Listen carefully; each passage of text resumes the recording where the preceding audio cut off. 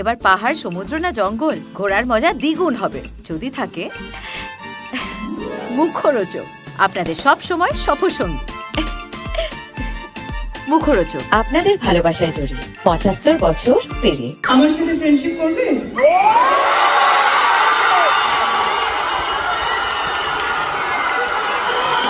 কেন?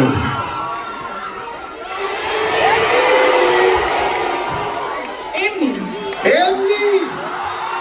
আচ্ছা আচ্ছা, বুঝতে পেরেছি। তার মানে এমনিটা এমনি এমনি না, এমনিটা এখান থেকেই এসেছে। এবার বুঝতে পেরেছি আমরা। Okay, thank you so much. Akashvani Kolkata, শুরু হচ্ছে মহিলা মহল। উপস্থাপনা ও প্রযোজনায় বেলা দে। এমনিটা এখান থেকে আসেনি, এমনিটা এমনি এমনি আসেনি। আমাকে বাড়ি ফিরতে হবে। না, কিছু কিছু মানুষকে আমি ধন্যবাদ জানাতে চাই। প্রথমেই আমার পরিচালক কৌশিক গাঙ্গুলি। 2015-তে আমি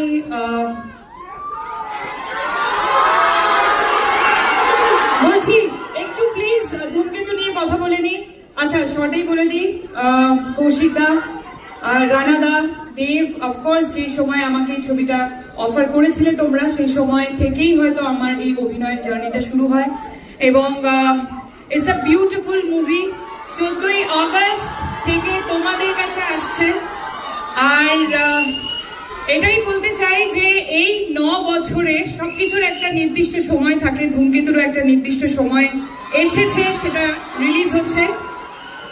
আর স্পেশালি অ্যাবাউট মি অ্যান্ড দেব, আমরা দুজনে কখনোই এফর্ট দিইনি আমাদের জুটিটাকে বাঁচিয়ে রাখার, কিন্তু আমাদের জুটিটা বেঁচে থেকেছে তোমাদের ভালোবাসায়, তোমাদের অনুভূতিতে।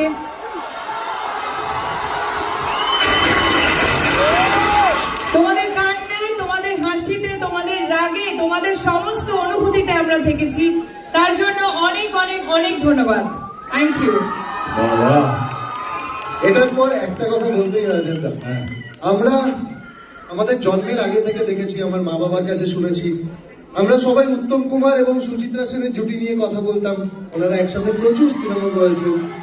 তারপরে আমরা দেখেছি বোম্বাদা আর ঋতুপর্ণা সেনগুপ্ত, ওনারাও 50-60টা সিনেমা একসাথে করেছে।